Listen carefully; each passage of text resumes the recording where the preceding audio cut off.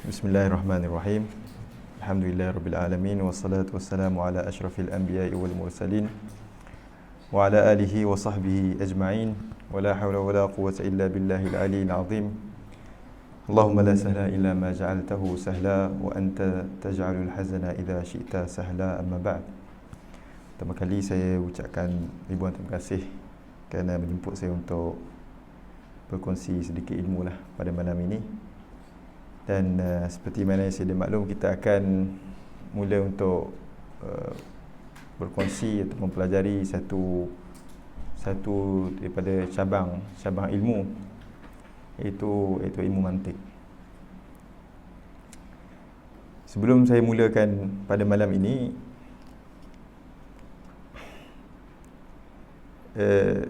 saya ingin menukilkan salah satu kalam Al-Imam Al-Yusi rahimahullah, salah seorang daripada wafat pada kurun ke-11 Hijrah. Dia merupakan salah satu orang ulama di Maghribi sana, yang dikenali sebagai Al-Ghazali Al-Thani. Dia kata tentang ilmu mantik, dia kata innal mantiqa yanfa'u li islahil ma'ani. Sesungguhnya ilmu mantik itu manfaat dia untuk memperbaiki makna. Ka islahin nahwi lil alfaz, seperti mana ilmu nahwu itu memperbaiki lafaz. Kerana dengan memahami baris i'rab, maka kita akan memahami makna yang diinginkan oleh Allah Subhanahu wa taala. Innama yakhshallaha min ibadihi ulama innama yakhshallaha min ibadihi ulama'u. Sebab kalau kita baca innama yakhshallahu, Allah la yakhsha, bal nahnu nakhshallah. Oleh demikian, dengan memahaminya i'rab, maka kita dapat memahami takdirnya. Fa'il di situ innama al-ulama'u yakhshallah, innama yakhshal ulama'u Allah Subhanahu wa taala. Jadi dengan memahami baris i'rab, maka memahami makna, memahami alfaz. Lepas tu Imam Al-Yusi juga menyebut, dia kata bal salahul aqli awkadu min salahil lisan. Bahkan betulnya cara berfikir itu lebih dibutuhi daripada kita membutuhi, maknanya betulnya lisan. Sebab salahnya lisan, kita ada dipanggil sebagai badal ghalat. Kalau kita mengaji ilmu kalau antum semua mengaji dalam ajrumiyah, ja'al himaru zaidun, dipanggil badal ghalat. Sebab apa? Dia salah, kita boleh untuk membetulkan. Tapi salah dari segi pemikiran, maka dapat membunuh. Salah dari segi pentafsiran, dapat membawa kepada radikal. Salah dari segi pentafsiran, dapat membawa kepada benda-benda yang tidak diingini, boleh membawa kepada bid'ah, boleh membawa kepada kekufuran. Sebab itulah para ulama apabila dalam membincangkan ataupun membahaskan dalam satu ilmu, sebelum membincangkan satu ilmu, mereka akan mulakan dengan satu perkara yang dikenali sebagai falsafah ilmu. Falsafah ilmu, ataupun dipanggil sebagai epistemologi ilmu. Yang salah satu daripada cabang epistemologi ilmu yang diletakkan oleh ulama kita, yang dikenali sebagai al-mabadi' asyarah, iaitu the 10 introduction, 10 introduction sebelum kita masuk ilmu. Sebab tak guna kita mengaji satu ilmu, kita tak tahu seperti mana, apa yang dimaksud, apa yang dipelajarinya, apa takrif ilmu tersebut.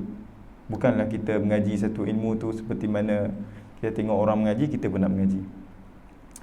Pada malam ini saya akan masuk dulu sebelum membincangkan tentang matan al-mantiq ni, iaitu Ghaithul Mudir ataupun syarah kepada mantiq ni. Yang mana matan ini ditulis oleh Imam Abdurrahman Al-Akhdari. wafat pada tahun 900 berapa? Tapi dia wafat pada kurun ke-10. Dan Imam Abdul Rahman Al-Khadari ni, dia menulis matan sulam Munawraq ataupun Murawnaq ini. Dan saya akan sebutkan apakah yang lebih rajih, ataupun Murawnaq ataupun Munawraq. Ketika umurnya 21 tahun. Ketika mana umurnya 21 tahun. Kita ketika mana kita umur 21 tahun, kita tengah buat apa? Tengah tengok shilling tadi. Apa yang jadi? Kan? Dia telah menazamkan mantik ini, sulam Murawnaq atau Munawraq ni ketika mana umur 21 tahun. Ya, ada kritikan, kita akan mengaji beberapa kritikan yang dikritik oleh ulama. Dan pada akhir sulam Murawnaq ini dia kata walibani 21 sanah ma'dhiratun maqbulatun mustahsanah. Walibani 21 sanah, bagi orang yang berumur 21 tahun, ma'dhirah, keampunan, maqbulah, yang maqbulah. Saya umur 21 tahun, saya dapat menulis dengan mantik dengan hebat ini. Mustahsanah, yang dengan yang di kalau budak-budak dia kira darab bahagi tak betul, kita kata tak apa dah dengan umurnya. Lepas tu dia kata la siyama fi ashiril quruni, sebab dia mati pada kurun ke-10, dzil jahli wal fasadi wal futuni, dengan ada banyaknya kejahilan, ada banyaknya fasad, dengan adanya fitnah-fitnah. Begitu juga kita pada zaman sekarang, jahil ma aktsarahum wal fitnah. Berapa banyak pelajar-pelajar yang nak mengimarahkan masjid untuk mengaji ilmu, untuk mengaji. Saya pergi Morocco, saya pernah mengajar satu matan, iaitu matan Waraqat dan matan Damiyatul Af'al Ibnu Malik. Saya mengajar, satu fauj datang kepada saya dan saya khatam. Fauj lain, muka lain. Maksudnya saya khatam, saya buka satu fauj, bagi saya khatam, muka lain. Sepatutnya pelajar yang kekal, guru yang bertukar. Da'afat talibu wal matlub. Da'afat talibu wal matlub. Jadi inti adalah satu benda yang penting. Kita tengok, dia kata pada kurun ke-10 kejahilan banyak, fasad banyak, fitnah banyak. Kita pun fitnah banyak. Nak mengaji siap je, nak kena keluar pergi makan, ni ada meeting, ni ada persatuan dan sebagainya. Tak boleh nak fokus untuk mengaji. Jadi kembali kepada al-mabadi' asyarah, iaitu the 10 introduction. Kita akan mengaji pada malam ini apa yang dikenali sebagai the 10 introduction of ilmu logik ni lah, ataupun ilmu mantik ini. The 10 introduction ni, mabadi' asyarah ini dikumpulkan dalam 3 bait yang disebutkan oleh ulama, iaitu inna mabadi'a kulli fannin asyrah al-haddu wal mawdu'u thumma al-thamrah. Inna mabadi'a kulli fannin asyrah al-haddu wal mawdu'u thumma thamrah. Kalau boleh tulis al-ilmu qaidun wal kitabatu sayduha. Qayyid kitabaka bihibalin wathiqah. Al-ilmu qaid saydun. Inna mabadi'a kulli fannin asyrah al-haddu wal mawdu'u thumma thamrah. Wa fadluhu wa nisbatun wal wadi'. Wa fadluhu wa nisbatun wal wadi' wal ismu wal istimdadu hukmu syari'. Wa fadluhu wa nisbatun wal wadi' wal ismu wal istimdadu hukmu syari'. Masailu wal ba'du bil ba'd iktafa. Masailu wal ba'du bil ba'd iktafa. Wa man dara al jami'a nala syarafa. Baca sama-sama. Inna mabadi'a kulli fannin asyrah al-haddu wal mawdu'u thumma thamrah. Wa fadluhu wa nisbatun wal wadi' wal ismu wal istimdadu hukmu syari'. Masailu wal ba'du bil ba'd iktafa. Wa man dara al jami'a hada syarafa. Jadi ada 10 mabadi' asyarah. Yang pertama adalah had, ta'rif. Yang kedua adalah mawdu', iaitu perbahasan. Al-thamrah, itu apa yang kita dah dapat tuai daripada ilmu mantik tersebut. Fadluhu, kelebihan. Nisbah ilmu mantik. Wadi', orang yang meletakkan ilmu mantik. Al-ismu, nama ilmu mantik. Al-istimdadu, kat mana kita nak ambil, kita mencelup ilmu mantik tersebut.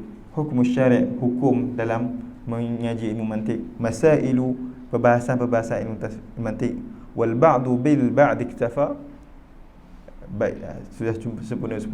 Dan Nazim disebut di sini, dia kata kalaulah tak perlu untuk kita menyebutkan 10, cukuplah kalau kita menyebutkan sebahagian daripadanya, kita memahami sebahagian yang lain. Kerana fadilat samalah dengan samrah, al-mawdu' sama juga dengan masail. Jadi mungkin kita boleh sebut 6, kita dapat 10 dan sebagainya. Wa man daral jami'a, dara yadri bermakna daripada dara yani ya'rif. Wa man dara jami'a, barang siapa yang mengetahui jami'a semua, iaitu 10, alif lam li ahdi al-dhihni, nala syarafa, dia akan dapat satu kemuliaan. Guru saya yang saya mengaji, iaitu dengan Dr. Haj Mahfuz Grihim, dia sebut kepada saya, dia kata dua ilmu yang saya mengaji daripada mother tongue, iaitu lisan iaitu daripada bahasa yang saya bertutur dengannya. Sebab guru saya ni Dr. Syekh Mahfuz Igrihim Ar-Rasmuki ni, beliau bukan orang Arab, dia orang Amazigh, dia orang Barbar. Mereka orang yang sangat fasih dalam bahasa Arab, tapi bahasa asal dia adalah bahasa Amazigh. Dia kata dua perkara. Dia kata ilmu alat, bagi seorang itu perlulah dia mengaji dalam bahasa ibunda dia.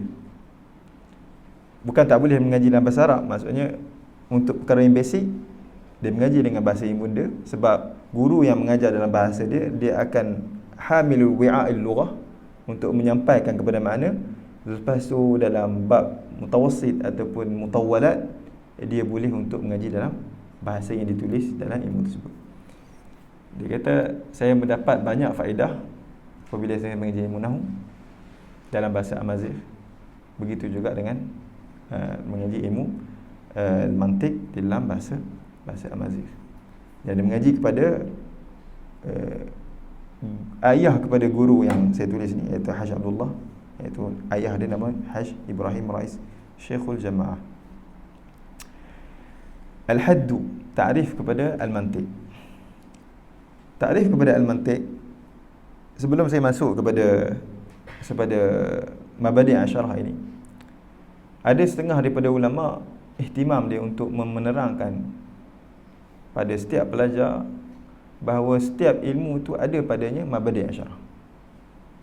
Sebab Ibnu Ashir, salah seorang daripada ulama di Maghribi sana, dia kata pada setiap orang sebelum mengaji apa-apa, sebelum kita membuat apa-apa, perlulah kita mengetahui hukum terhadap kita nak benda tersebut. Seperti mana disebut dalam matan dia kata, wa yuqiful umura hatta ya'lama ma Allahu fihi nabihi qad hakama. Wa yuqiful umur, bagi seorang mukallaf, bagi seorang pelajar tu perlulah untuk dia tawakuf. Awak nak mengaji ilmu mantik, awak tawakuf dulu, boleh tak? Apa hukum dia mengaji ilmu mantik? Adakah adanya falsafah? Adakah benda menunjukkan kufriyat yang kita mengaji dalam mabadi' asyarah? Wa yuqiful umur hatta ya'lama, berhenti dalam untuk melangkah untuk pergi satu perkara sehinggalah dia mengetahui. Hatta ya'lama mallahu fihinna bihi qad hakama, dengan apa yang Allah padanya telah menghukuminya. Begitu juga kita dalam setiap kehidupan kita. Kita nak mengaji di satu tempat, kita nak bekerja di satu tempat, kita lihat dulu keadaan, apakah hukum Allah Subhanahu Wa Taala atas benda tersebut. Di sini ada satu kitab yang ditulis oleh ulama di Maghribi sana. Nama dia Abi Abdullah Muhammad bin Talib Al-Hajj As-Sulami Al-Mirdasi Al-Fasi. Nama kitab dia Al-Azharut Tayyibah An-Nashr Fima Yata'allaqu Bi Ba'dil Ulum Min Al-Mabadi' Al-Ashr. Azhar Tayyibatun Nashr, tentang apa yang beberapa ilmu yang berkenaan dengan mabadi' asyar dalam beberapa ilmu. Dalam kitab ni dia menulis mabadi' asyar dalam ilmu lughah, ilmu tasrif, ilmu i'rab, ilmu ma'ani, ilmu bayan, ilmu badi', ilmu arud, ilmu qawafi, ilmu mantiq, ilmu usuldin, ilmu tafsir, ilmu hadis, ilmu tasawuf, ilmu fiqh, ilmu faraid, ilmu sirah, ilmu mustalah hadis dan ilmu usul fiqh. Jadi ni adalah di antara tugasan ulama, dan saya cadangkan untuk beli kitab seperti ini. Dia menjadikan sebagai metodologi sebelum kita nak mengaji satu ilmu tersebut yang sesuai pada zaman dia. Hadduhu, had ilmu mantiq disebut di sini adalah al-ilmu al-bahithu fi ahwali al-qadaya at-tasawwuriyah wat-tasdiqiyah min haitsu innaha tuaddi ila at-tasawwuri wat-tasdiqi. Dia kata ilmu mantiq itu adalah ilmu yang membahaskan tentang keadaan-keadaan, perbahasan tentang tasawur, perbahasan tentang tasdiq, yang membawa kepada natijah kepada tasawur dan tasdiq. Imam Al-Khadari sebut apa maksud tasawur? Idrakul mufradi tasawurun ulim.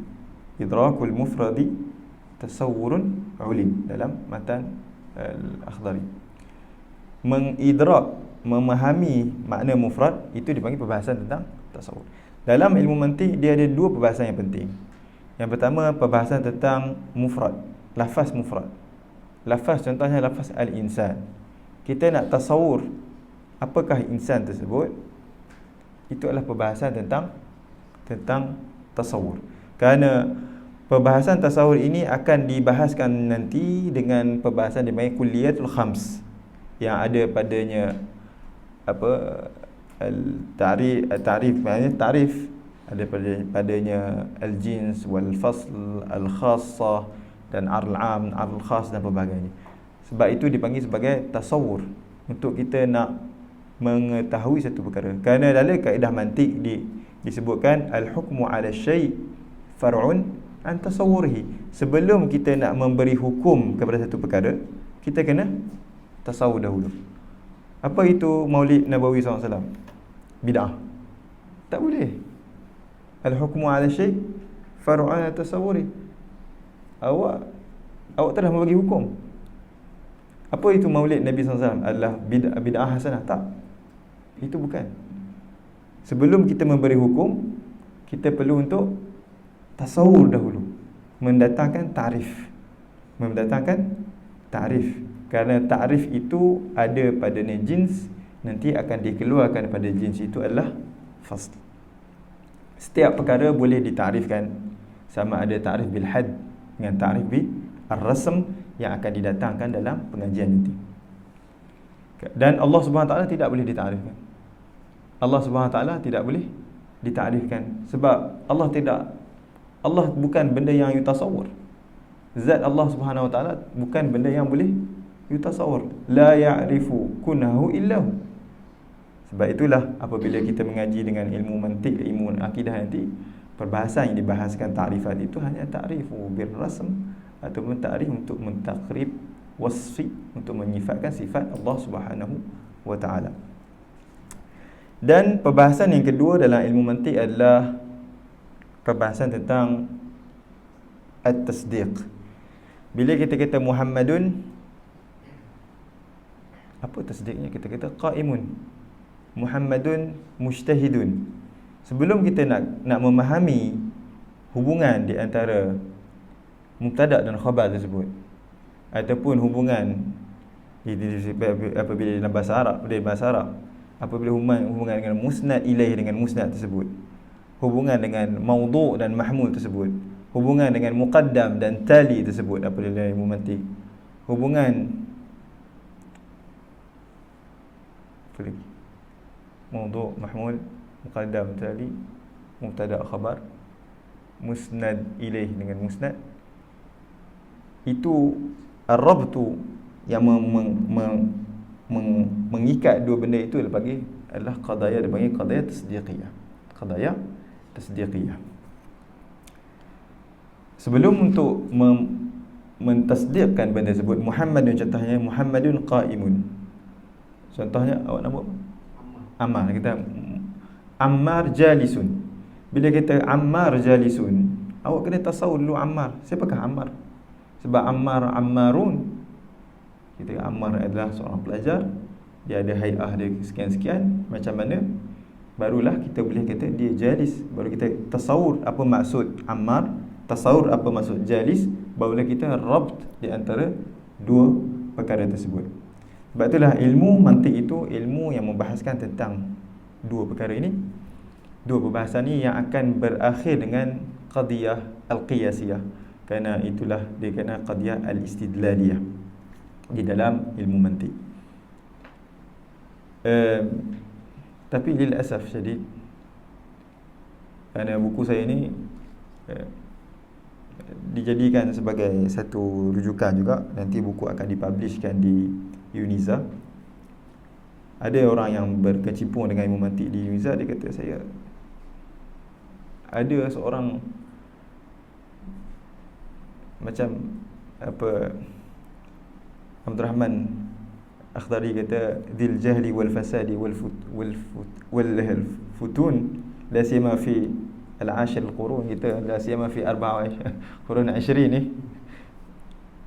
Seorang yang ngaji di Malaysia, PhD mantik, dia tanya kepada kawan saya ni, dia pun bersyarah juga, ma alaqa, dia kata, ustaz, apa hubungan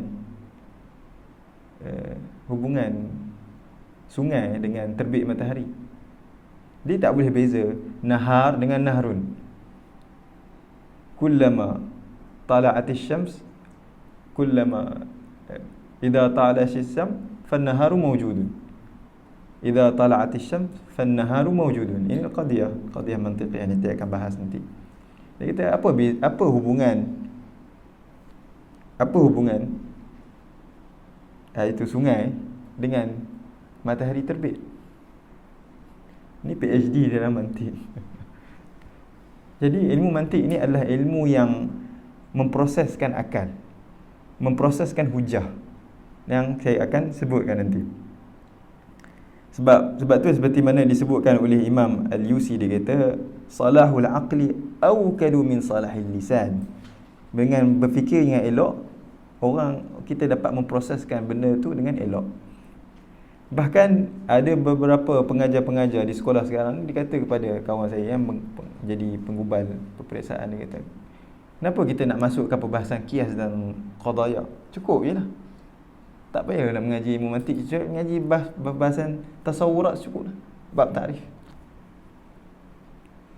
Jadi itu adalah satu fitnah dan satu kejahilan, satu fasad yang ada apabila nak mencampak-campakkan ilmu mantik seperti itu.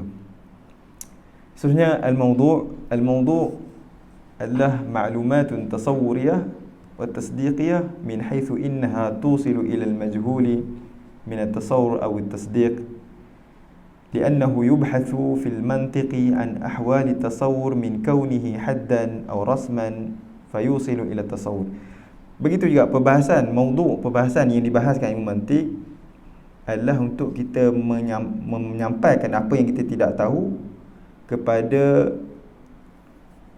kepada pengetahuan tentang perbahasan tasawur. Contohnya kita tak tahu apakah Ammar, apakah insan, sampailah kita sampai kepada pentakrifan Ammar tersebut dengan al-had ataupun rasam, seperti mina kita kata al-insan hayawanun natiq, iaitu kita sampai yubhathu fil mantiqi an ahwal tasawur, dan nak tasawur satu perkara min kauni haddan, sama ada kita sampai dengan had ataupun sampaikan dengan rasam, wa min kaunihi jinsan aw faslan, sama ada dia kita datangkan dengan fasal ataupun jins ataupun khassah. Begitu juga ahwal tasdiq, untuk sampai kepada hujjah, fayusilu ila tasdiq. Thamaratuhu, kelebihan mengaji ilmu mantik seperti yang sebut tadi adalah tahassun min al-akhta' al-fikriyah wal aqliyah. Sebab di dalam sahah fikriyah kita, tambah dalam medsos, akhta' fikriyah terlalu banyak.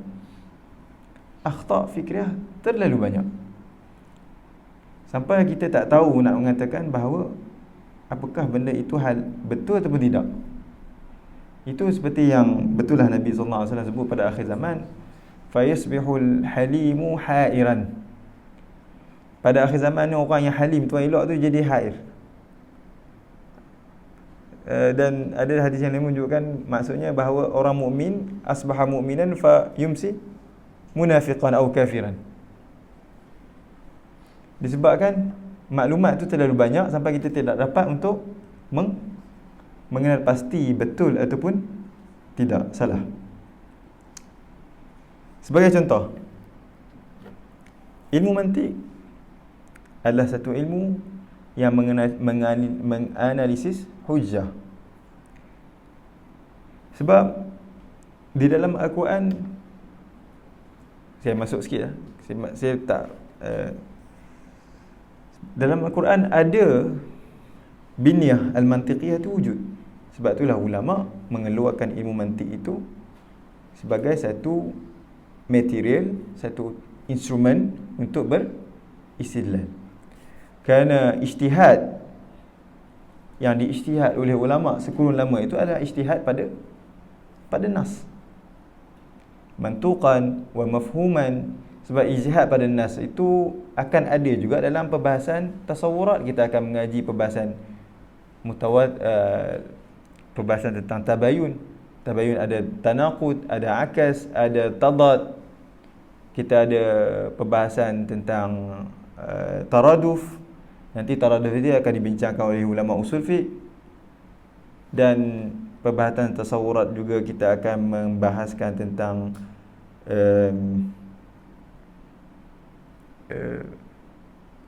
perbahasan tentang alfaz, mutabaqah, iltizam dan sebagainya. Semua ini ada di dalam Al-Quran dan hadis secara tafsil. Sebagai contoh, amsilah qiyasiyah, iaitu perbahasan mantik.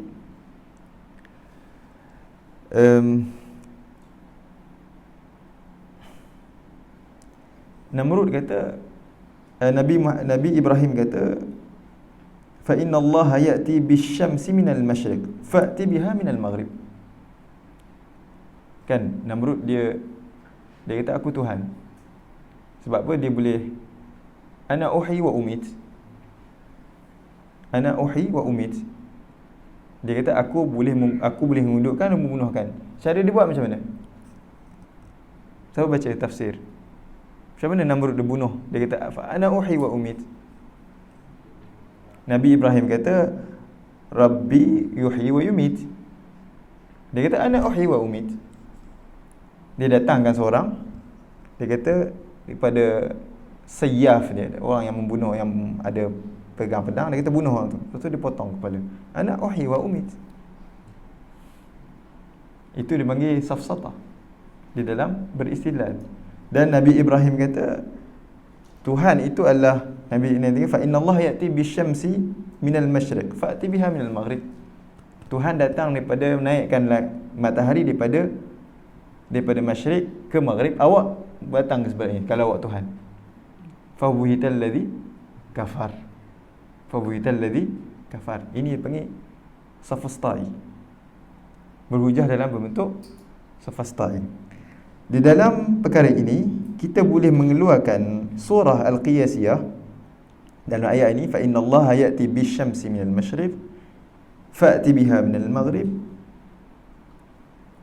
iaitu yang pertama dikenali sebagai muqaddimah sughra, Allah ya'ti bisyams, kullu man ya'ti bisyams ilahun, dan dihazafkan haddul awsat, iaitu asy-syams, Allahu ilahun, Allahu ilahun.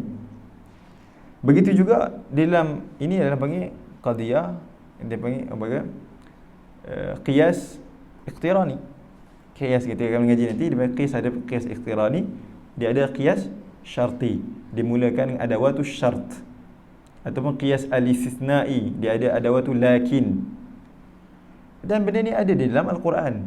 Allah Subhanahu wa taala berfirman, "Law kana fihima alihatun illallah lafasadata." Law kana fihima alihatun illallah lafasadata. Kalaulah ada tuhan-tuhan Lau kana fihi ma'alihatun, Tuhan-Tuhan di atas muka bumi ini dan langit ini, maka akan rosak. Lakin lam tafsuda. Jadi dia tu dihazafkan, ayat Al-Quran ni dihazafkan istisna dia. Sebab kias ada marker pen.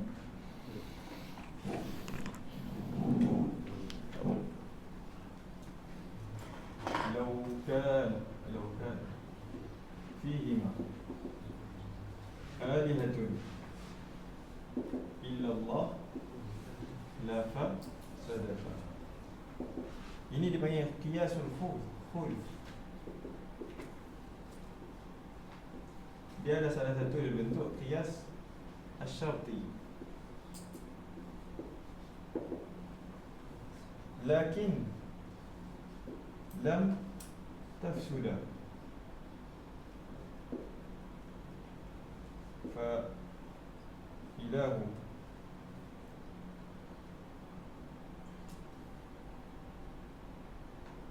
lakin lam tafsuda.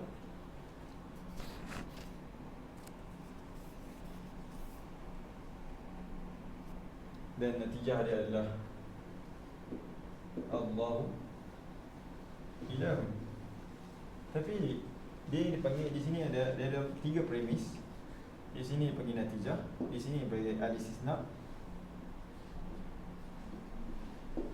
Dia dihazafkan ini sebab uslub dalam Quran dipanggil al-ijazu minal i'jaz. Allah menggunakan uslub ini untuk berhujah dengan orang kafir. Ini adalah satu bentuk kias yang Allah datangkan dalam Quran untuk berhujah dengan orang kafir. Jadi ulama melihat mantik itu ada. Jadi ulama mengkembangkan cara beristidlal itu dalam ilmu mantik. Begitu juga contoh yang ketiga. Begitu juga dalam kias, dia ada dipanggil fasadul nizam al-qiyas. Bukanlah sebenar-benar kias kita datangkan kita boleh menerima. Contohnya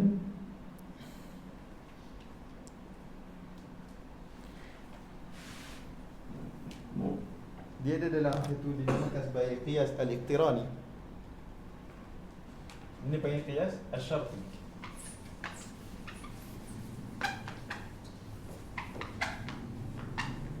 Coba saya bahas tentang dia. Wa ma ramaita idh ramaita walakin Allah.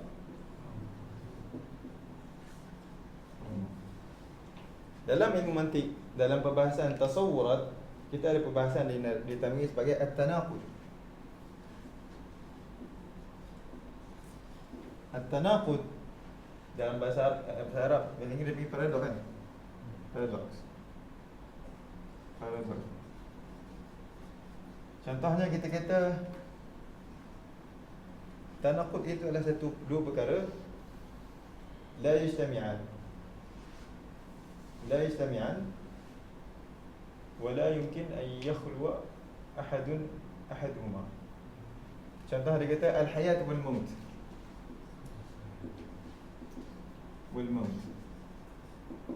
Hidup dan mati. Sama ada kata hidup ataupun dia mati. Dia tidak ada tiga dalam ni. Tiada tengah-tengah. Tapi kalau awak kata al-abyad dengan al-aswad, dia panggil tadad. Itulah kelebihan yang ada dalam bahasa Arab. Sebab dia boleh jadi kat sini al-azraq, dia boleh jadi ahmar, dia boleh jadi asfar dan sebagainya. Apa nak terjemah dalam bahasa Inggeris? At-tadad atau dalam bahasa Melayu. Itu yang saya faham lah. Jadi wama ramaita idh ramaita kan? Sebab kadang kaedah tanaqud, kata wujud yang ada Adam, Kan? Kan? Wujud kita boleh letak nafi untuk adamu wujud. Betul tak? Boleh tak kita di sini adakah ada padanya tanaqud? Kita kata mustahil daripada kalam Allah Subhanahu Wa Taala. Kita nak ngaji ilmu akidah. Kalam Allah Subhanahu Wa Taala ada padanya tanaqud. Wa ma ramaita id ramaita. Kamu tak baling, tapi kamu baling. Kan tak ada. Wa ma ramaita id ramaita, walakin Allah harama. Kan? Boleh tak Allah sebut Nabi tak baling dan dia baling? Siapa yang baling? Kan? Ini perbahasan dalam tanaqud. Tapi di sini kalau kita memahami konsep di sini, kan?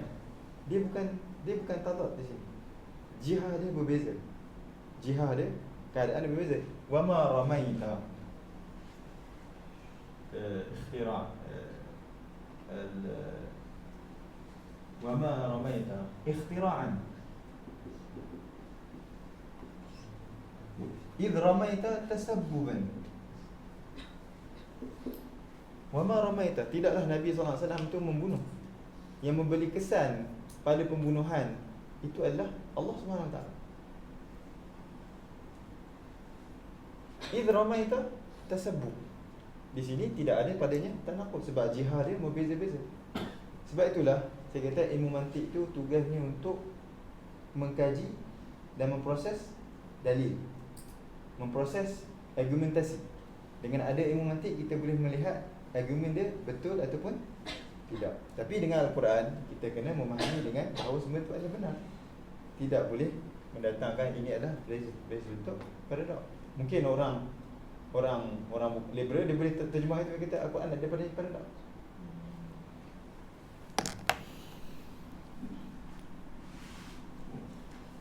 Begitu juga dalam satu ayat Allah Subhanahu Wa Taala berfirman sebab ada dalam satu ilmu mantik dipanggil sebagai qiyas al-iqtirani. Dia ada 4 syakal. Syakal pertama kita akan hazafkan muqarrar dalam dua benda yang berulang. Contohnya Allah Subhanahu Wa Taala berfirman, "Law 'alimallahu fihim khairan la asma'ahum walau asma'ahum latawallaw."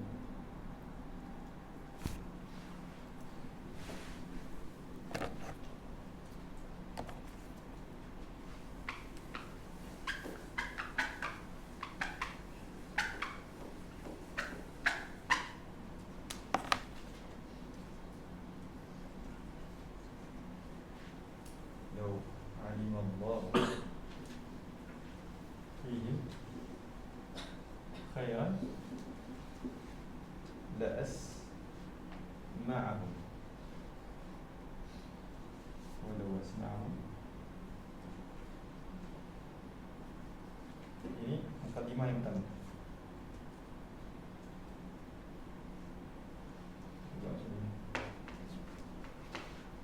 asma'ahum walau asma'ahum la tawallaw. Allah kata kalaulah Allah tahu pada mereka khair, maka Allah akan mendengarkan Al-Quran kepada mereka, pada orang Quraisy, kafir Quraisy. Walau asma'ahum la tawallaw. Kalau mereka mendengar, mereka akan berpaling. Kita tak boleh menghazafkan mukarrar di sini. Kan dalam ayat Quran. Sebab dia ada mukarrar. Walau 'alima Allahu fihim khairan la tawallaw. Tak boleh. Kerana la asma'ahum di sini sama'u al-qabul. Dan di sini sama'u hissi. Sama' al-qabul kadang masa sama' al-qabul. Orang dengar kita nasihat dia tapi dia tak terima. Tetap dengar, tak dengar, tak dengar je. Di sini adalah sama'u hissi. Jadi dia punya, sebab tu kita nak, bila kita nak membincangkan, kita nak tahu apa maksud lau. Itu tasawuf. Kita masuk alimah. Kita nak tahu Allah, kita nak tahu fihim, kita nak tahu akhiran, kita nak la asma'hum. Apa maksud asma'hum? Adakah sama'ul qabul? Adakah sama'ul hissi? apabila kita dah tahu semuanya, kita akan bahas tentang perbahasan tentang dipanggil perbahasan tentang tasdiqiyah, qadiyah tasdiqiyah. Dan kita dah tahu dia dipanggil qadiyah di sini, qadiyah. Frasa. Apabila kita tahu frasa ni, nanti kita akan bina dipanggil sebagai al-qiyas. Itulah perbahasan yang dibahaskan dalam ilmu mantik secara umumnya untuk permulaan.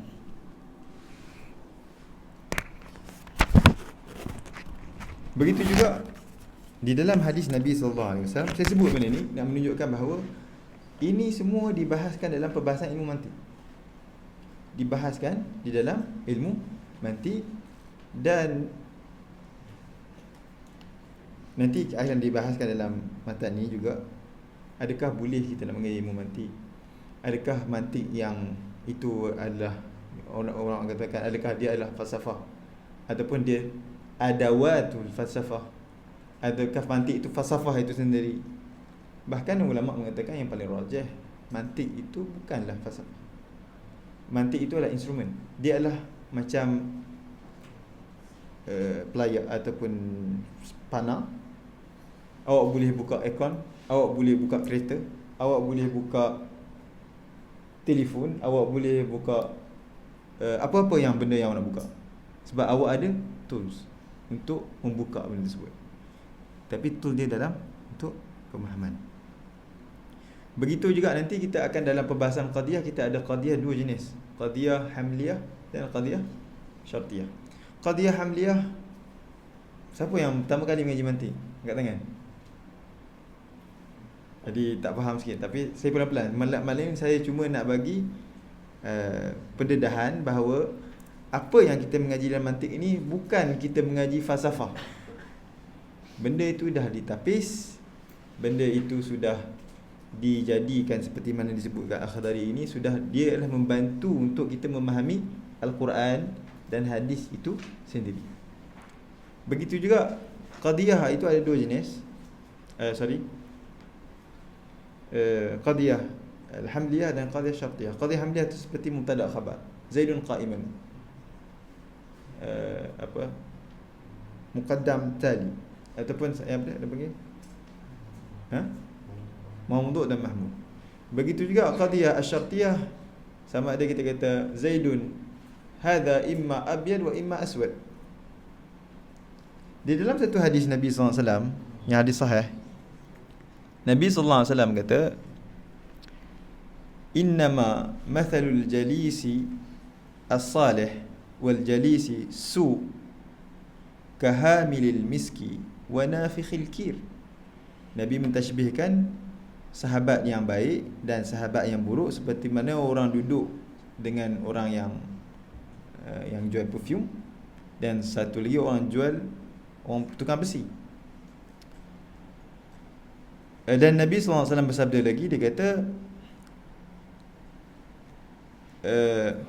fahamilul miski imma an yuhdhika, yani yu'tika, dia akan memberikan kepadamu, wa imma an tabta'a minhu, sama ada dia akan memberikan kepada kamu perfume tersebut, sama ada dia akan kamu berjual beli dengan dia.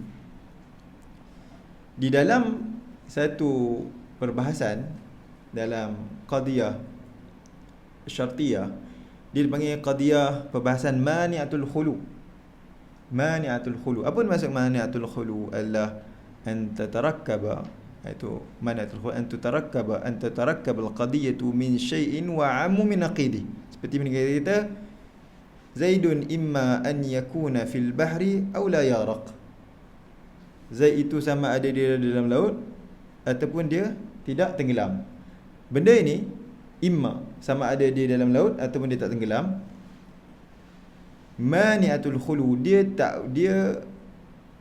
kena ada salah satu daripada dua. Tapi dia tak boleh dua-dua duduk. Dia tak boleh hilang duduk, sepi duduk. Dan dia boleh berjumpa duduk. Dia panggil mani'atul khulu. Maksudnya Zaidun imma ayyakuna fil bahri aw la yara. Boleh dia duduk dalam laut, dia tak tenggelam. Tapi kita tak boleh kata Zaid dia duduk dalam laut, dia tak tenggelam. Tak masuk akal. Dan Dia boleh jadi dia duduk, kita kata dia duduk dalam laut, dan ataupun kita kata Zaid tak tenggelam, menunjukkan dia duduk dalam laut. Tapi yang saya nak sebut di sini, dalam hadis ini ada struktur qadiyah syartiyah tu apabila Nabi SAW mentashbihkan wa nafikhul kiri imma an yahriqa thiyabaka ay yuhriqa thiyabaka, sama ada dia akan membakarkan awak punya, tukang besi itu membakarkan awak punya baju disebabkan dia ketuk dan sebabkan baju kita akan terbakar. Wa imma an tajida rihan khabithah, terbakar dan bau busuk. Dia boleh berkumpul. Dan tukang besi itu dia tak boleh kata tak ada duduk. Sama ada awak tak terbakar, awak akan dapat bau busuk. Jadi bahawa dalam hadis, dalam Al-Quran, struktur kepada aqisah ini ada. Sebab itulah para scholar kita, iaitu ulama kita, bertukulumus untuk mempelajari ilmu mantik ini, untuk beristinbat, untuk mendalamkan pemahaman tentang ilmu mantik dalam untuk mengeluarkan perkara-perkara yang ada dalam ilmu mantik. Itu sedikit sebanyak berkenaan dengan mukaddimah. Seterusnya, fadluhu. Fadilat ilmu mantik adalah dikenali sebagai mi'yarul ulum wa mizanuha. Dia adalah timbangan kepada ilmu dan mizannya. Nisbatuhu ila baqil ulum, nisbah dia kepada ilmu-ilmu ini, dia adalah khadimul ulumi kulliha. Dia mengkhidmatkan ilmu-ilmu semuanya. Sebab kita tengok dalam ilmu mantik juga, di sini kita yang IIUM memperjuangkan sekarang, iaitu apa? Islamization of knowledge. Satu apa lagi? Atau apa? Takamul ma'rif dalam bahasa Inggeris apa? Integration of knowledge. Ilmu mantik ini adalah satu bentuk integration of knowledge. Dia adalah dia sebut ni khadimun lil ulumi kulliha. Khadimun lil ulumi kulliha. Sebab dia adalah mi'yar, dia adalah timbangan, semua ilmu ditimbangkan oleh ilmu mantik. Sebab tu saya mencadangkan kalau antum semua berminat mengaji ilmu mantik, tengok bagaimana integration of knowledge di dalam ilmu mantik. Sebagai saya tunjuk sebagai contoh, perbahasan mantik tu ada dalam ilmu nahwu. Bila kita tengok integration of knowledge, bukan maksudnya science and then kita masuk dengan ilmu bahasa. Tak. Kadang integration of knowledge tu dalam Islamic knowledge pun ada integration of knowledge. Seperti yang sebut maudhu' dan mahmul, kita ada mubtada' khabar, kita ada musnad ilaih, kan? Kalau kita tengok dalam perbahasan balaghah juga dia ada perbahasan aqs. Cuba tengok perbahasan aqs dalam balaghah dan perbahasan aqs dalam ilmu mantik. Itu adalah integration of knowledge. Al-Wadi' adalah Al-Aristo. Aristo adalah orang yang pertama yang meletakkan ilmu mantik. Adakah jika diletakkan oleh Aristo kita tak mengaji ilmu mantik? Kalau macam tu, awak tak payah naik kereta Volkswagen, sebab orang kafir buat, kan? Nabi SAW berfirman dalam hadis, al-hikmatu dhallatul mu'min, aina wajadaha fa huwa ahqu biha. Hikmah itu adalah payung kepada orang mukmin. Benda yang bermanfaat, itu adalah hikmah, adalah payungan kepada orang Islam. Jadi setiap mana benda yang manfaat, yang boleh membangunkan masyarakat, membangunkan ilmu sendiri, maka dia lebih, orang Islam tu lebih layak daripada orang lain. Begitu juga dengan ilmu mantik. Dan ilmu mantik dinamakan sebagai mi'yarul ilm, iaitu Imam Ghazali sendiri menamakan salah satu daripada kitab sebagai mi'yarul ilm, mizanul ilm, timbangan kepada ilmu. Mihakun nazar, al-mihak iaitu kalau orang Kedah sebut gurih, tahu gurih?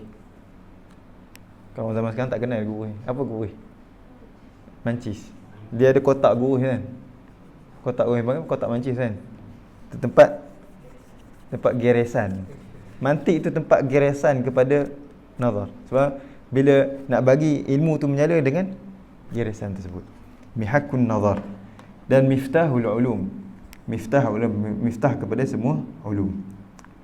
Dan istimdad daripada hudud, daripada kulliyat, daripada akal dan tasawurat, kita akan nampak nanti. Dan perbahasan ilmu mantik ada 4 perbahasan. Yang pertama adalah mabadi'ut ta'rif, bagaimana kita nak mengenali pentakrifan satu perkara. Mabadi'ul hujaj, mabadi'ut ta'rif, iaitu the introduction kepada ta'rif, bagaimana kita nak tahu jins, fasl dan sebagainya, itu mabadi' ta'rif. Dan ta'rif sendiri, perbahasan kedua ta'rif, bagaimana kita nak meletakkan ta'rif, ta'rif yang perlukan yang mana bentuk had dan berbentuk resam. Begitu juga ta'rif yang mana tak boleh ada pada jenis majaz, ta'rif yang tidak boleh ada pada daur dan tasasul dan sebagainya. Dan mabadi'ul hujaj, mabda' kepada hujaj, seperti mana perbahasan kita mengaji sebut tadi, qadaya hamliyah wa syartiyah. Dan al-hujaj iaitu al-adillah al-qiyas wa aqsamuha, yang diberi dalam bentuk iqtirani dan syarti yang saya sebutkan tadi. Begitu juga dibahaskan dalam ilmu mantik juga adalah sambung sedikit. Ilmu mantik itu adalah ilmu yang mengkaji satu hujah. Saya bagi contoh. Zahiri, golongan Zahiri yang baru ni, dia bagi hujah, dia kata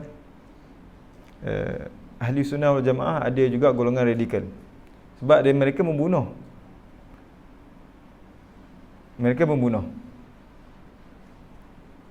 Pada zaman Muwahhidin, Ibn Tumar sebenarnya tak bunuh, iaitu anak murid dia, nama dia Abdul Mumin Al-Gumi, itu dia membunuh hampir 20,000 orang.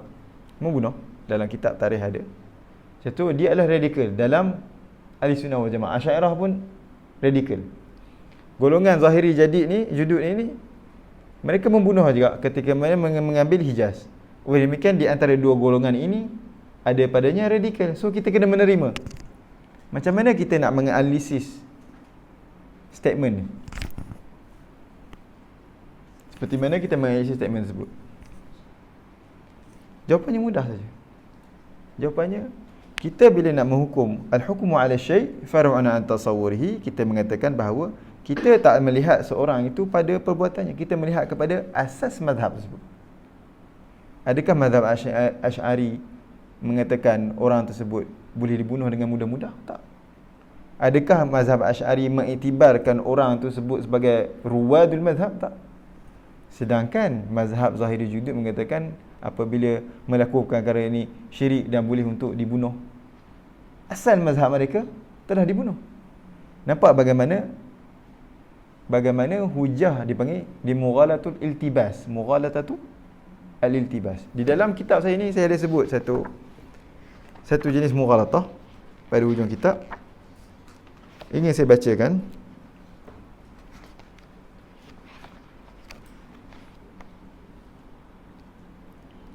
Maaf. Ada golongan Safastai disebut sini oleh Syekh saya, dia kata madhhabuna mabniun 'ala al-kitab wa sunnah wa kullun yuridu al-kitab wa sunnah. Mazhab kami terbina daripada Quran dan hadis. Fa yaqulun ba'da dhalika innamal akharun madhhabuhum ghairu mabni 'ala al-kitab wa sunnah. Yang lain tidak mabni dengan kitab dan sunnah. Ini bentuk mughalatah. Bagaimana? Yuriduna ayyurawwiju madhhabahum ala annahu mabniun 'ala al-kitab wa sunnah. Nak kata mazhab mereka dengan sunnah, maka kita kena ikut kitab Quran dan sunnah. Semua orang nak ikut Quran dan sunnah. Walidzalika khudi'u 'adadan minal ghafilin. Orang yang bodoh, orang yang tak tahu bagaimana cara berhujah, mereka akan terpedaya. Wa yaqulun aidan innamal akharun madhhabuhum wa fatawihum mabniyatun 'ala qala fulan wa qala fulan. Fulan berkata, fulan berkata. Dan disebutkan kisah di sini, lamma su'ila ahadus safastaiyin an mas'alati su'ila an ahadus safastaiyin an mas'alati fiqhiyah faqala lisa'il, apabila orang yang safastai ini, ya, safastah ni adalah safastaiyun ni adalah satu golongan yang lahir pada zaman Aristo, kerana Aristo adalah yang menjatuhkan safastain itu, mereka ini dapat dijatuhkan jika kita ada padanya hujah yang kuat. Lamma su'ila ahadu safastain an mas'alatin fiqhiyah faqala li sa'il hal uftika ala daw'il kitab sunnah أو بما قال الإمام مالك لأن السائل كان مالكيا فكان السائل أذكى منه.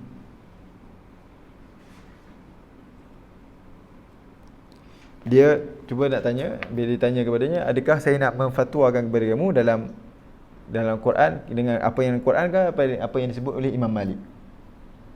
Sebab dia nak kata Quran, saya tak perlu untuk memfatwakan kepadamu dengan mazhab Imam Malik sebab qil dan qal, dan kita fatwakan dengan Quran. Dan orang bertanya, dia kata aftini bil kitab wa sunnah ala fahmi Imam Malik. Semua nak Quran fatwakan kepada saya masalah itu daripada Al-Quran dan sunnah dengan pemahaman Imam Malik. Fabuhit, dan dia tak boleh nak menjawab benda tersebut sebab ini dipanggil sebagai mughalatatu al-iltibas. Bagi saya 10 minit untuk kita baca sikit mukaddimah.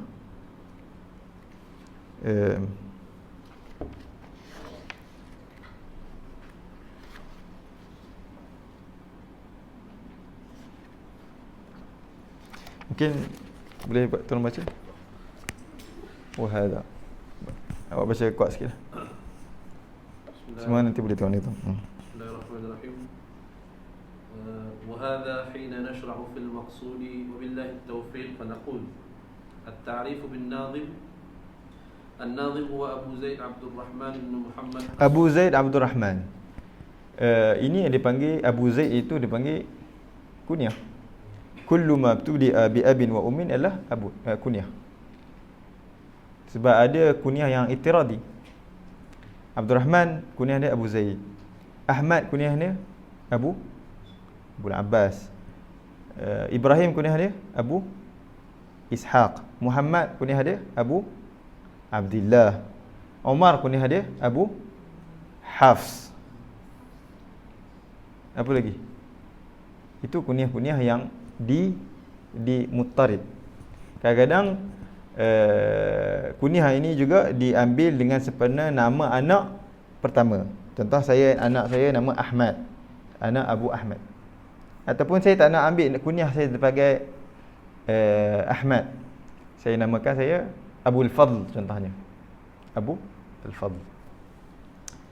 Dia ada laqab ma yush'aru bi-dhammi wal madhi. Apa yang dirasai dengan pujian ataupun kejian. Contohnya Syekhul Islam, contohnya Sa'duddin, contohnya Qamaruddin, Izzuddin ila akhirih. Apa contoh laqab di Malaysia ni Datuk dah. Profesor Emeritus, Profesor Diraja, itu laqab. Itu bukan kunyah. Apa yang juga dikenali dengan sebagai dikejian. Contohnya dalam seorang penyair nama dia Ta'abbata Syarran. Nama dia Ta'abbata Syarran, mengetiakkan syar. Sebab dia mengetiakkan pedang waktu tersebut. Sebab dia mengetiakkan, awak letak pedang kat ketiak awak, kan betul lah pedang. Nama dia Ta'abbata Syarran. Ja'a Ta'abbata Syarran wa ra'aitu Ta'abbata Syarran wa marartu bi Ta'abbata Syarran. Sebab dia tarkib isnadi. So, boleh saya bagi fawaid macam tu. Sebab saya tak mengajar kuliah, saya macam tu lah. Biasa kan. Abdul Rahman, Abu Zaid Abdul Rahman. So Abdul Rahman kunyah dia yang mutarik adalah Abu Zaid. Ada setengah orang nama dia kunyah dia. Contohnya Ummu Hani, Ummu Kalsum, nama dia semacam tu. Itu bukan kunyah. Abu Zaid Abdul Rahman bin Muhammad As-Sughair Al-Akhdari Al-Jazairi. Al-Jazairi disebut, apabila disebut Jazairi sini bukanlah maksud Algeria sekarang. Sebab negara Algeria tak pernah wujud sebelum 50 tahun saja. Apabila disebut Algeria, ada bandar dipanggil Algiers. Sebab dulu semua tamadun itu adalah bawah tamadun dinasti Alawiyyin atau dinasti Muwahhidin atau dinasti Murabitin dan sebagainya. Sebab Algiers tu, bandar Algiers, asimah kepada Algeria itu adalah asal dia daripada situ, daripada Banjar Algiers. Contohnya daripada Gombak. Contohnya kalau Gombak, negara dia panggil Gombak. So pada zaman tu tak ada negara yang dinamakan sebagai Aljazairi. من بيت علم وصلاح الفقيه العلامة الشيخ الصالح. Sebab tu dia kata sebut walibani 21 sanah, bukan dia keluar jadi abaqirah, jadi abqari macam tu, bukanlah keluar jadi macam tu. Maknanya dia keluar daripada baitin salah, baiti ilmin. Sebab itulah kita, kalau kita tak boleh jadi orang alim ataupun jadilah orang yang salih. Sebab itu dalam tafsir Al-Quran, wa kana abuhuma salihah, itu bukanlah dua orang tersebut yang dipuji. Sebab yang Nabi Khidir kata wa kana abuhuma salih, bukan abuhuma itu bapa dia, dan dikatakan yang katakan abuhuma salih itu bapa daripada 7 keturunannya. Jadi orang soleh ini memberi salehnya kepada keturunan kita. الشيخ الصالح المحقق الفهامة المتفنن في العلوم له تآليف مشهورة وكرامات مأثورة. ولد في بطن الدواودة بالزاف الجنوبي ناحية بسكرة. Buskurah. Nah, Buskurah ada 2-3 tempat. Kat Morocco pun ada nama Buskurah, kat Algeria pun ada nama Buskurah, dan ini Buskurah di Algeria pada sekarang. في الجزائر حوالي سنة 917 بالهجرة، ونشأ نشأة صحراوية ونما وشب هناك، وأخذ العلم عن والده وشقيقه الأكبر. وكان Jadi maksudnya dia mengaji dengan ayahnya dan syaqiqihil akbar, abangnya. Jadi dia hidup dalam usrah ilmiah. Namanya orang itu menjadi alim, menjadi permata itu bukan dia terus dia hidup macam tu. Ada maknanya environment yang create dia untuk menjadi orang yang hebat. Sebab itulah dalam satu syair dia kata la tas'al 'anil mar'i was'al 'an qarinihi. La tas'al 'anil mar'i. Awak nak tahu orang tu jangan tanya dia siapa dia duduk mana. Is'al 'an qarini. Fa innal qarini bil muqarani yaqtadi. Kerana qarin itu dengan kawan dia iqtidak dengan kawan dia. La tas'al 'anil mar'i was'al 'an qarinihi. Fa innal qarina bil muqarani yaqtadi. Kan? وكان والده محمد الصغير من علماء الوقت، وفي بعض الروايات أنه أخذ عن عمر الوزان بقسطنطينية الجزائر، كما أنه أخذ عن مشايخ جامع الزيتونة بتونس. وكان رحمه الله فقيها منطقيا بلاغيا وحسابيا. Dan dia ada satu juga nazam dalam ilmu balaghah, iaitu Jawhar Maknun fi Sudafiyah Thalathati Funun. Ya. Yang meringkaskan kitab Miftahul Ulum Sekaki. Miftahul Ulum As-Sekaki. Ya. Balaghiyan wa hisabiyan faradiyan. Faradiyin daripada nisbah kepada faraid. Alim dalam imam bidul faraid. وكان مصلحا دينيا وتربويا، وتلقى ورد الطريقة الشاذلية والزروقية عن الشيخ محمد بن علي الخروبي. Al-Kharubi adalah anak murid kepada Az-Zarruq. Jadi dia adalah seorang alim, seorang lughawi, seorang sufi, seorang mantiqi, mutafannin. Itu yang panggil integration of knowledge. Kan? Integration of knowledge. Ya. Mutafannin. في طريقه إلى الحج له كتب وأراجيز في علوم وفنون مختلفة. Dan ulama mengatakan Abdurrahman Al-Akhdari ni, Abu Zaid ni, dia punya arajiz dia lebih ashwaq, lebih ablagh min nathri. Kalam yang dia tulis, tapi arajiz dia lebih mudah. Itu malakah yang Allah berikan kepada Imam Akhdari. Sebab dia ada tulis syarah kepada mantiq, tapi syarah kepada mantiq dia tidak iktimad oleh ulama untuk dalam takrirat. Tapi matan dia menjadi kutub raha, menjadi daerah, menjadi satu bekalan kepada pelajar untuk mengaji ilmu mantiq, yang mana telah menasahkan kitab yang dipelajari sebelum itu adalah satu kitab nama Mantiq yang telah ditulis oleh Imam As-Sanusi sendiri. ففي الفقه له مختصر في العبادات على مذهب مالك، وفي الفرائض له الدرة البيضاء، وفي التوحيد له الفريدة الغراء وهي مخطوطة، وفي آداب السلوك له المقدسية، وفي البلاغة له الجوهر المكنون، وفي الحساب له رجز فيه، وفي علم الهيئة له السراج في الفلك، وله شرح عليه، وله السلم في المنطق نظمه وهو ابن 21 سنة ثم شرحه سنة 941. Masih lagi muda dalam mengaji ilmu mantiq. Imam Al-Busiri rahimahullah dia kata dalam satu qasidah dia, nama qasidah dia Al-Hamziyah. Bisa dengar Al-Hamziyah Imam Busiri? Permulaan dia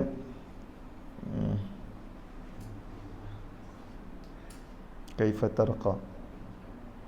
Dia sebut dalam satu bait dia kata,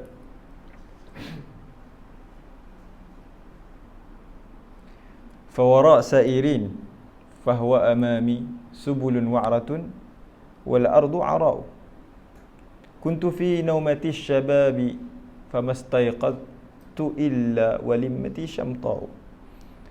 Kuntu fi naumati syabab.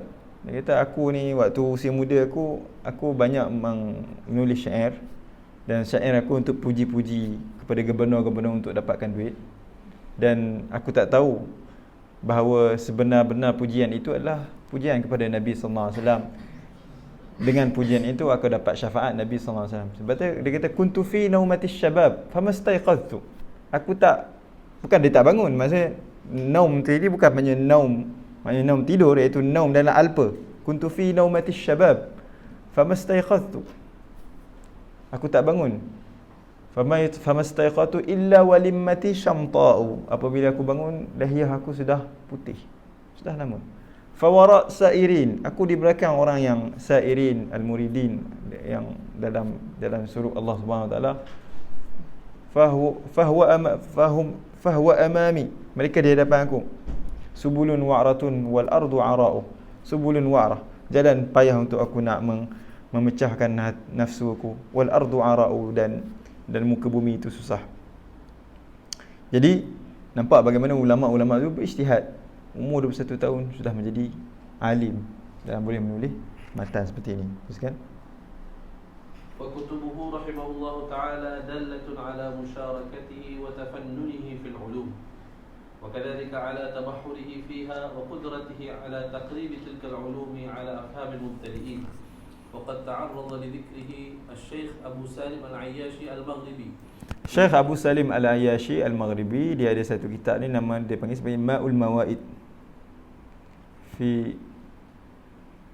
Ma'ul Mawaid, nama penuh saya ingat. Syekh Abu Salim Al-Ayyashi ni adalah anak murid kepada Ibrahim Al-Qurani. Ibrahim Al-Qurani ini adalah syekh di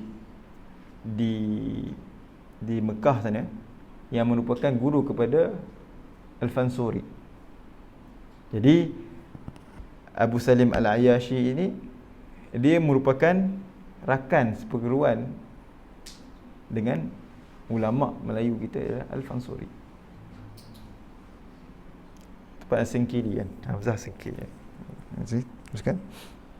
في رحلته المسماة بماء الموائد وأثنى عليه، توفي سنة 900 53 هجرة في قرية 53. Nah, 953 dia wafat pada kurun ke-10. في قرية بن طيوس بن طيوس بالزاء قرب بسكرة رحمه الله تعالى وأسكنه فسيح جناته. Sekarang baca bait. قال الناظم رحمه الله: بسم الله الرحمن الرحيم. الحمد لله الذي قد أخرج نتائج الفكر لأرباب الحجاب. الحمد لله الذي قد أخرج نتائج الفكر زيد لأرباب الحجاب. الحمد لله, selawat dan salam pada Allah Subhanahu Wa Taala. Qad akhraja nataij al-fikr. Maksud nataij al-fikr ialah ilmu mantiq. Li arbabil hija, al-hija dalam bahasa Arab bermakna al-aql. Al-hija bermakna al-aql. Li arbabil hija li ashabil al-aql. Dan di sini dipanggil sebagai uslub ini di dalam bahasa Arab dipanggil ya Rabbi, saya ingat. Ya, teruskan. وحط عنهم من سماء العقل كل حجاب من سحاب الجهل. وحط عنهم, hatta bermakna azala, menurunkan. Hatta anhum min sama'il al-aqli كل حجاب من سحاب الجهل. كل حجاب من سحاب العقل jahli. Jadi seolah-olah dia mengatakan bahawa bila orang mengaji ilmu mantik ni, dia dapat untuk menghilangkan kejahilan yang ada padanya. Hatta badat lahum syumusul ma'rifah. Hatta badat lahum syumusul ma'rifah. Apabila dia mengaji ilmu mantik, nampaklah syumusul ma'rifah, sinaran-sinaran ilmu tersebut. Ra'au mukhaddaratiha munkashifah. Ra'au mukhaddaratiha munkashifah. Al-mukhaddar, benda yang tertutup. Al-mukhaddir, benda yang menutup. Sebab kita berkata mukhaddirat, benda yang menutupkan akal lah. Ra'au mukhaddaratiha munkashifah. Al-mukhaddarat aidan tutlaqu 'ala al-mar'ah, diitlakkan kepada perempuan. Dipanggil mar'ah al-mukhaddarat, perempuan yang mukhaddarat. Apa maksud perempuan yang mukhaddarat? Perempuan yang tidak pernah keluar daripada rumah. Dalam adat orang Arab, ada setengah perempuan ini dipanggil perempuan yang mukhaddarat. Di antara perempuan yang mukhaddarat juga adalah ummahatul mukminin. Ya, Nabi SAW tidak bagi untuk mereka keluar daripada rumah. Sebab itulah waqarna fi buyutikun. Walaupun ada beberapa ummahatul mukminin keluar, dan beberapa syarifat, perempuan-perempuan yang ada pada nasab, ada padanya nasab, iaitu ada padanya kemuliaan, mereka tidak akan keluar daripada rumah. Dan bukan maksud perempuan Arab ni tak keluar daripada rumah, dia kurung 4 penjuru je. Tak. Kalau awak tengok rumah-rumah di rumah Arab, rumah di Morocco tu, dia ada courtyard dia. Awak duduk dalam rumah tu macam awak duduk di istana. Awak duduk dalam rumah tu ada istana. Ada matahari boleh masuk rumah. Sebab itulah sekarang ni orang bina rumah macam ni, seorang perempuan nak keluar, kan? Takkan awak nak kurung dia. Maknanya Islam membina civilization tu sesuai dengan keadaan perempuan. Sebab itulah perempuan mukhaddarat ni diitlakkan kepada mukhaddarat. Dan mukhaddarat diitlakkan dalam bahasa menunjukkan benda yang menghalang. Benda yang halang. Seolah-olah jahil tu benda yang menghalang. Nahmaduhu jalla 'alal in'ami bi ni'matil iman wal islam. Dan dia syukur pada Allah Subhanahu Wa Taala dengan nikmat iman dan Islam. Man khassana bi khairi man qad ursila wa khairi man haza al maqamat al ula. Dan selawat ke salam ke atas Nabi sallallahu alaihi wasallam. Muhammadin sayyidi kulli muqtafa al arabi al hashimi al mustafa. Sekarang Shalla alaihi Allah ma dama al hija yakhudu min bahr al maani lujaja. Ya, itu min babi sarmadiyati salati ala Nabi sallallahu alaihi wasallam. Salatullahi wa salamu madama al-hija. Selawat dan salam selagi mana adanya akal. Maknanya selama-lamanya selawat di mana sarmadi min babi sarmadiyati salat ala Nabi sallallahu alaihi wasallam, untuk salat panjang ke atas Nabi sallallahu alaihi wasallam. Teruskan. Wa alihi wa sahbihi dzawil huda man syubbihu bi anjumin fil ihtida. Naam. Kerana Nabi SAW telah mentashbihkan sahabat seperti nujum, ashabi kan nujum. Walaupun hadis tu dikatakan hadis dhaif, hadis yang maudhu actually. Ashabi kan nujum, bi ayyihi muqtadaitum ihtadaitum. Ashabi, sahabat-sahabat aku seperti nujum, iaitu bintang-bintang di langit. Bi ayyihim iqtadaitum ihtadaitum. Ulama mengatakan ini adalah hadis yang maudhu. Tapi kita boleh nisbahkan itu kalam, ada satu makna dia betul. Makna dia dekat betul. Tidak boleh menisbahkan kepada Nabi sallallahu alaihi wasallam. Ya, sahabat Nabi adalah seperti nujum di langit. Setiap mana kita, sebab mereka lah yang membawa panji-panji Islam kepada kita. Wa ba'du fal mantiqu lil jinani nisbatuhu kan nahwi lil lisani. Naam. Wa ba'du fal mantiqu lil jinani. Jinan bermakna al-qalb, bermakna akal. Ya. Nisbatuhu kan nahwi lil lisani. Kan nahwi lil lisan. Seperti nisbah dia seperti nahu pada lisan. Bahkan Imam Suyuti kata islahul aqli awkadu min islahil lisan. Faya'simul afkara an ghayyil khata'. Al-ghay bermakna khata', kesalahan. Faya'simul afkara an ghayyil khata', iaitu dia menjaga. Di sini disebut juga mabadi asyarah yang saya terangkan tadi, tapi disebut dalam keadaan terabur dan tidak sempurna. Dia menjaga ilmu mantik itu daripada kesalahan dalam pemikiran. Kan? Wa an daqiqil fahmi yakshiful ghita. Wa an daqiqil fahmi yakshiful ghita. Jadi dapat secure ilmu mantik daripada kesalahan, dan juga ilmu mantik itu dapat membahaskan dalam perkara-perkara yang sangat detail dan daqiq. Fahaka min usulihi qawaid. Haka bermakna khuz. Haka bermakna khuz. Haka dipanggil isim fi'il. Isim fi'il amar. Isim fi'il amar. Isim fi'il ada 3. Isim fi'il madhi, isim fi'il mudhari' dan isim fi'il amar. Fahaka bermakna khuz. Contoh isim fi'il madhi contohnya hayhat wa hayhat bermakna ba'uda. Contoh isim fi'il mudhari' contohnya uf bermakna atadajjar, rasa tak selesa. Itu isim fi'il. Sebab apa? Sebab dia isim, sebab dia fi'il, sebab dia menerima alamat isim. Dia boleh bertanwin. Sebab alamat isim adalah bertanwin. Akan tapi dia ada makna fi'il. Sebab apa maksud fi'il? Ada pada apa madalla 'alal huduth waqtarana bi ahadil azminah. Apa yang menunjukkan kepada hudus, iaitu apa makna hudus? Peristiwa, dan menunjukkan kepada masa. Akan tetapi isim tidak menunjukkan kepada masa. Sebab itulah dia panggil isim fi'il. Dan satu sudut dia adalah isim, dan satu sudut dia adalah fi'il. Akan tetapi apabila kita mengaji ajrumiyah, al-kalamu wal lafdhu murakabun mufidu bil wad'i wa aqsamu thalathatun ismun wa fi'lun wa harfun jaa li ma'na.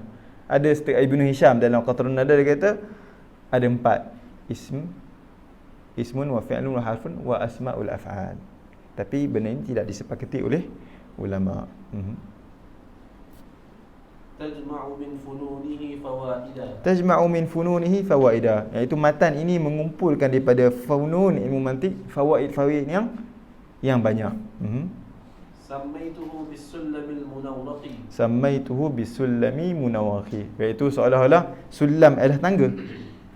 Munawraq ataupun murawnaq bermakna rawnaq, yakni yang rawnaqa bermakna yang cantik ataupun yang bersilauan. Seolah-olah Imam Akhdari mengatakan matan ini adalah satu tangga untuk kamu masuk mutakhasus dalam ilmu mantik. Bila kamu memahami perbahasan yang ada di dalam sulam murawnaq ataupun munawraq itu, maka kamu boleh untuk menjadi mutakhassisin, spesialis dalam ilmu logik. Jadi inilah tangganya. يرقى به سماء علم المنطق. Yurqa bihi sama'u ilmi mantiqi. Dia kata seolah ada padanya sulam, ada padanya tangga. والله أرجو أن يكون خالصا. Wallaha arju, ini adalah maf'ulun bih muqaddam. Takdir dia arju Allah. Itu kenapa ditakdimkan maf'ulun bih ala amil? Kerana menunjukkan kepada hasr. Iyyaka na'bud. Asalnya na'budu ka. Kalaulah orang Arab mengatakan na'buduka, orang kata mungkin anta ta'budullah wa ta'budu ghairallah. Kalau kata iyyaka na'bud menunjukkan hasr. Hanya sahaja kepada Allah Subhanahu wa taala. لوجهه الكريم ليس خالصا وأن يكون نافعا للمبتدئ به إلى المطولات يهتدي. Wa ay yakuna nafi'an lil mubtadi. Semoga ia manfaat kepada mubtadiin bihi ilaihi bihi ila al mutawwalati yahtadi. Supaya dia dapat perpanjangan pada kitab-kitab yang panjang. Akan tapi mubtadiin pada zaman dulu bukanlah mubtadiin pada zaman sekarang. Mungkinlah mubtadiin pada zaman tu adalah mutawassitin ataupun muntahin pada zaman sekarang. Seperti mana yang telah disebutkan oleh Imam Ibn Ashir, kata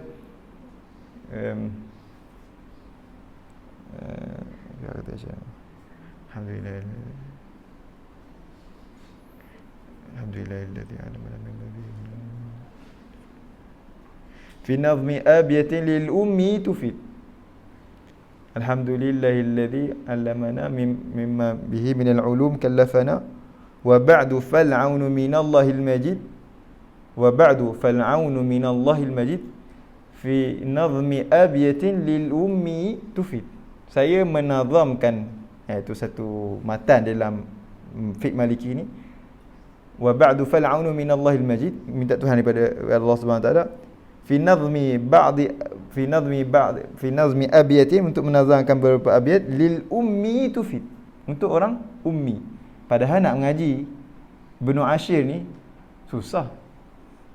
Dia mulakan dengan dia akan ringkaskan Ummul Barahin, pada akhir dia ringkaskan dengan mutasawuf. Ummi pada waktu tersebut, pada kurun ke-11 adalah mutawassitin ataupun muntahin pada zaman sekarang. Jadi kita nak memahami, kena perlu menengok kepada kronologi dan waktu dia tertentu. Terus kan? Habis kan? Habis nazam. Habis. InsyaAllah takat itu saja. Saya minta maaf, mungkin panjang sedikit. Mungkin kelas yang akan depan kita akan belajar online lah, InsyaAllah. Dan saya akan cuba untuk memudahkan perbahasan. Actually nak mengaji ilmu mantik ni dia kena mengaji huduri, tapi saya akan cuba untuk berusaha untuk datang kalau free insyaAllah. Kita tangguh majlis kita dengan tasbih kafarah wa suratul As. Subhanakallah wa bihamdika asyhadu an la ilaha illa anta astaghfiruka wa atubu ilaik. Bismillahirrahmanirrahim. Wal 'asr innal insana lafi khusr illa alladhina amanu wa 'amilus solihat wa tawassaw bil haqq wa tawassaw